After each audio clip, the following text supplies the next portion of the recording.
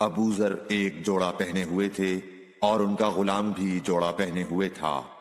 سبب دریافت کیا گیا تو کہنے لگے کہ میں نے ایک شخص یعنی غلام کو برا بھلا کہا تھا اور اس کی ماں کی غیرت دلائی یعنی گالی دی، تو رسول اللہ صلی اللہ علیہ وسلم نے یہ معلوم کر کے مجھ سے فرمایا، اے ابو ذر، تو نے اسے ماں کے نام سے غیرت دلائی ہے،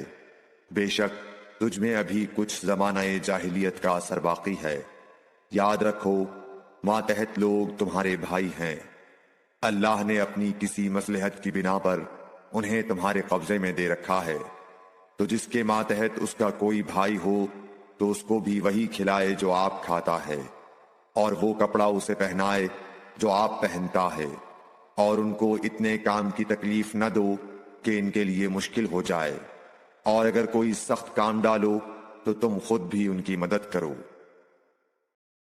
جب سورہ انعام کی یہ آیت اتری، جو لوگ ایمان لائے اور انہوں نے اپنے ایمان میں گناہوں کی آمیزش نہیں کی، تو آپ صلی اللہ علیہ وسلم کے اصحاب نے کہا، یا رسول اللہ، یہ تو بہت ہی مشکل ہے، ہم میں کون ایسا ہے جس نے گناہ نہیں کیا؟ تب اللہ پاک نے سورہ لقمان کی یہ آیت اتاری کہ بے شک شرک بڑا ظلم ہے۔ رسول اللہ صلی اللہ علیہ وآلہ وسلم نے فرمایا، منافق کی علامتیں 3 ہیں، جب بات کرے جھوٹ بولے، جب وعدہ کرے اس کے خلاف کرے، اور جب اس کو امین بنایا جائے تو خیانت کرے۔ رسول اللہ صلی اللہ علیہ وسلم نے فرمایا کہ 4 عادتیں جس کسی میں ہوں تو وہ خالص منافق ہے، اور جس کسی میں ان 4 میں سے ایک عادت ہو تو وہ بھی نفاق ہی ہے جب تک اسے نہ چھوڑ دے۔ وہ یہ ہیں، جب اسے امین بنایا جائے تو امانت میں خیانت کرے، اور بات کرتے وقت جھوٹ بولے، اور جب کسی سے عہد کرے تو اسے پورا نہ کرے، اور جب کسی سے لڑے تو گالیوں پر اتر آئے۔ رسول اللہ صلی اللہ علیہ وسلم نے فرمایا، جو شخص شب قدر ایمان کے ساتھ محض ثواب آخرت کے لیے ذکر و عبادت میں گزارے، اس کے گزشتہ گناہ بخش دیے جاتے ہیں۔ رسول اللہ صلی اللہ علیہ وسلم نے فرمایا، جو شخص اللہ کی راہ میں جہاد کے لیے نکلا، اللہ اس کا ضامن ہو گیا۔ اللہ تعالیٰ فرماتا ہے، اس کو میری ذات پر یقین اور میرے پیغمبروں کی تصدیق نے اس سرفروشی کے لیے گھر سے نکالا ہے۔ میں اس بات کا ضامن ہوں کہ یا تو اس کو واپس کر دوں ثواب اور مال غنیمت کے ساتھ، یا شہید ہونے کے بعد جنت میں داخل کر دوں۔ رسول اللہ صلی اللہ علیہ وسلم نے فرمایا، اور اگر میں اپنی امت پر اس کام کو دشوار نہ سمجھتا تو لشکر کا ساتھ نہ چھوڑتا، اور میری خواہش ہے کہ اللہ کی راہ میں مارا جاؤں، پھر زندہ کیا جاؤں، پھر مارا جاؤں، پھر زندہ کیا جاؤں، پھر مارا جاؤں۔ حضرت صلی اللہ علیہ وسلم نے فرمایا، جو کوئی رمضان میں راتوں کو ایمان رکھ کر اور ثواب کے لیے عبادت کرے، اس کے اگلے گناہ بخش دیے جاتے ہیں۔ حضرت صلی اللہ علیہ وسلم نے فرمایا، جس نے رمضان کے روزے ایمان اور خالص نیت کے ساتھ رکھے، اس کے پچھلے گناہ بخش دیے گئے۔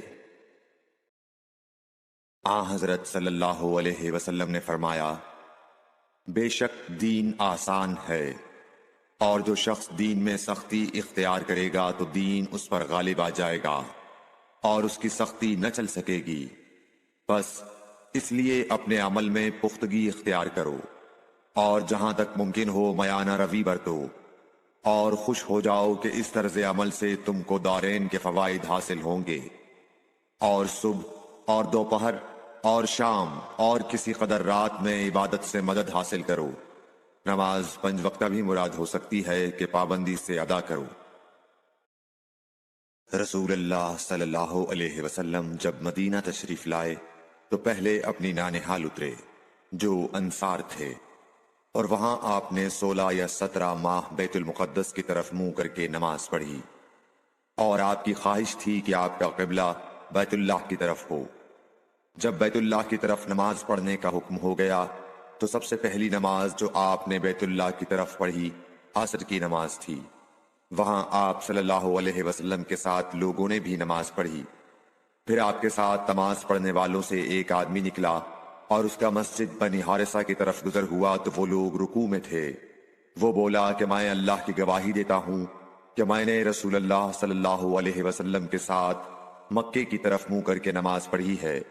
یہ سن کر وہ لوگ اسی حال میں بیت اللہ کی طرف گھوم گئے،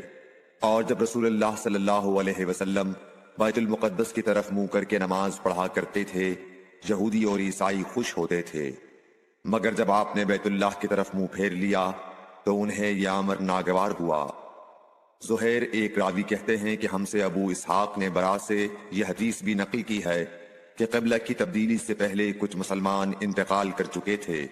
تو ہمیں یہ معلوم نہ ہو سکا کہ ان کی نمازوں کے بارے میں کیا کہیں۔ تب اللہ نے یہ آیت نازل کی، وَمَا كَانَ اللَّهُ لِيُضِيعَ إِيمَانَكُمْ، سورہ بقرہ آیت number 143۔ Like, share and subscribe for more videos.